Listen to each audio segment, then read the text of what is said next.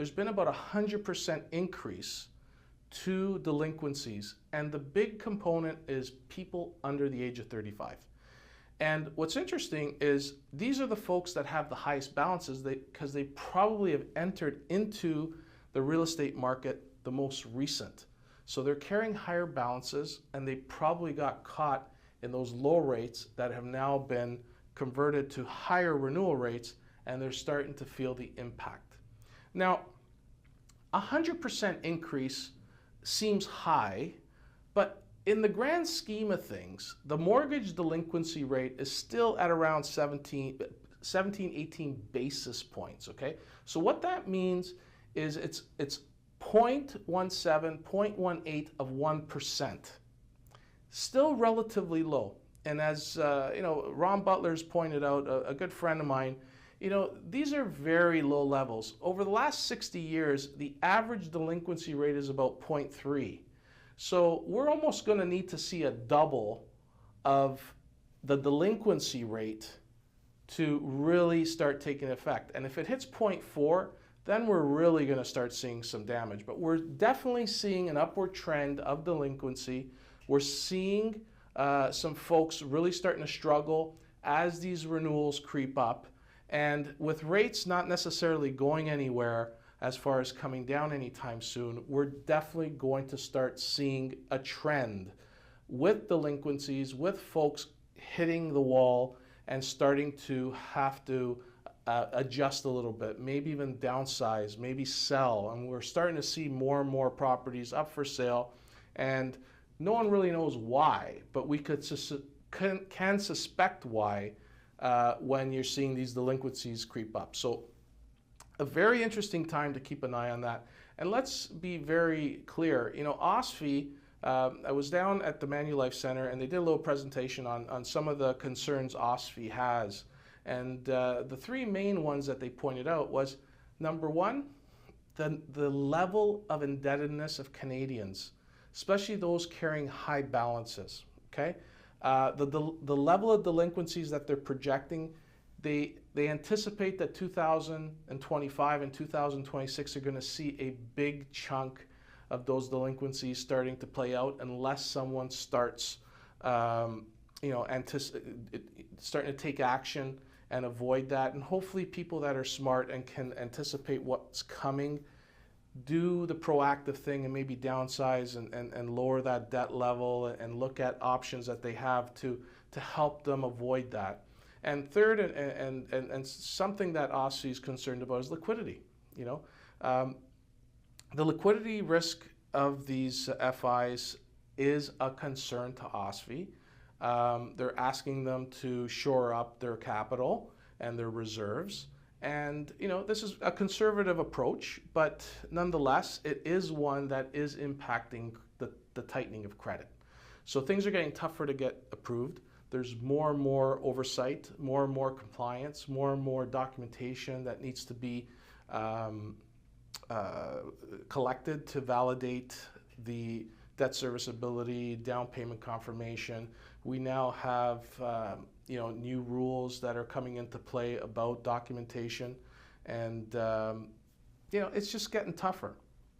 Now, the topic of the minimum qualifying rate always comes up, and there's that group of people in our industry, in the real estate industry, that wants this qualifying rate, which is the stress test, to be reduced. Okay. Now, I don't think it's going to happen anytime soon, and anybody who thinks it will is fooling themselves, and you're giving people hope that just isn't going to happen anytime soon. What people need to realize is that if they loosen the minimum qualifying rate, it could spur activity. And when it spurs activity with a lack of supply, it's once again going to drive up prices, and it's going to result in higher mortgages for people. And that's something the government, that's something OSFI wants to, temper a little bit. They really want to keep it down, keep it more reasonable, and make sure this high level of indebtedness is addressed. And by adjusting that minimum qualifying rate isn't going to serve that purpose. So For those that are hoping that the stress test is going to loosen up anytime soon, I say hold your horses. It's not going to happen in the foreseeable future unless some major supply comes into the market. And fact is, permits are down, building slowing, and we have a lack of units. So don't hold your breath. Let's go to the first question. What do you recommend to clients who are trying to decide between buying a move-in ready home versus a fixer-up? A lot of people today don't have the specialty, the specialized talent to renovate on their own. As much as there's a lot of do-it-yourself TV shows out there that show you what you could do, a lot of people just don't have the talent, the tools, or the patience to go through a reno. So you have to understand that if you are buying a fixer-upper, you better know what your budget is. You better know that an inspection should be done prior to purchasing the home so you know what you're dealing with.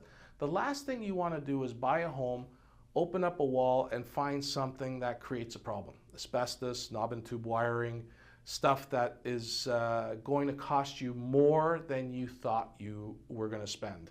And it's not for everybody. So you got to have that budget put aside to make sure that you can get through this and not be going into credit cards and lines of credits because you've run out of money. The other thing to be weary about is when you buy a fixer-upper and it's noted in the listing that this is a handyman special, it's good for developers and builders, chances are it's in pretty rough shape. So that appraisal that the bank is going to use to value the home and lend on it is going to put up a red flag. And it may not necessarily be of a lender's liking, and you may have to opt for alternative financing, which could cost more money. So you have to be aware of those. Now, when you buy a move-in ready, get the keys, you move in. If you have a family, young kids, easy transition to something that's in a move-in ready situation. So I always try to gauge the preparedness of a buyer when they're going into a fixer-upper. If they're living in a place that they could stay and they're going to buy this place, like let's say they're renting, they can extend it for 6 months and they could buy this and fix it up and they have a plan, great. We just had a client, they bought up in Caledon, a beautiful townhome. They are fixing it up. They've extended their lease on their place, so they have a timeline that they have to fix everything. They did all their due diligence, ordered kitchens. They took advantage of the 2 visits before closing to do all their measurements, make sure they went through with the inspector everything needed to go, and they're in the process of renovating, and I think they're going to be done by the end of the month. That's an update I had just recently, so hopefully it goes well. They don't find any additional problems that they're going to have to deal with. But it's really a case where you got to be careful.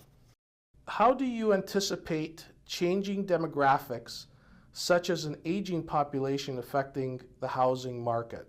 There are a lot of people inheriting homes from their parents, siblings are having to make decisions about folks going into retirement homes. I went through it recently, and people are inheriting real estate and they have to decide what to do. Do they sell? Do they convert it? Do they rent it out? Do they repurpose it?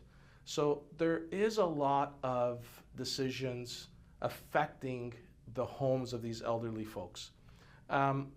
What is very interesting is a lot of siblings aren't always on the same page. So it's an interesting conundrum for folks to decide what to do, and it becomes very emotional. It becomes very difficult to deal with, especially when people aren't aligned, and it creates some challenges. We had a case recently where 3 siblings inherited a 6-plex. That was paid for, and it had below market rents, and they're trying to figure it out, right? It's an emotional transaction, especially when one party is not living in town, and it just creates some challenges, and they have to work through it. Now, we're helping them with the different options, and we have been very keen on helping them through the process and understand that it is an emotional decision.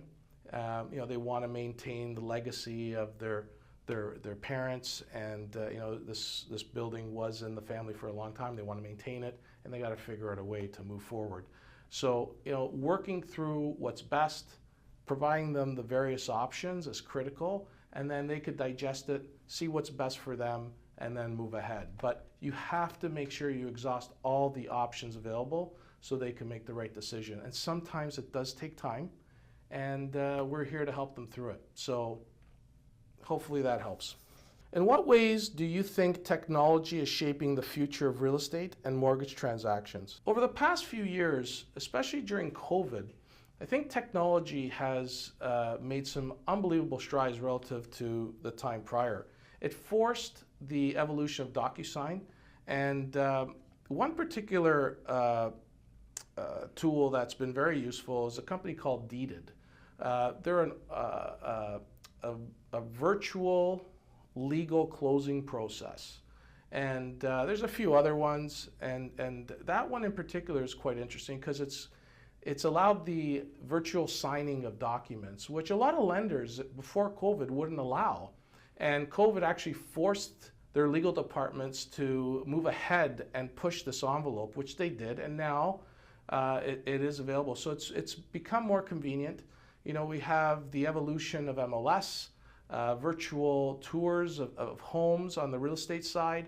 And you have to remember, back in the day, realtors had books of listings that were printed, I think once or twice a week, and they would have to print them out, and then you'd flip through all the listings and take a look at them one at a time before computers, before MLS really had an online presence. So it has changed quite a bit. Technology has allowed some delivery of applications to various lenders very easy to be processed. The approval process has also been digitized, and now the document collection and validation of documents has also become a little bit more easy because of technology. So there has been a lot of changes. I think we're going to continue to see more, but I still think that the in-person communication and meeting with clients and sitting down with them to explain everything about the biggest purchase of their life is still going to happen.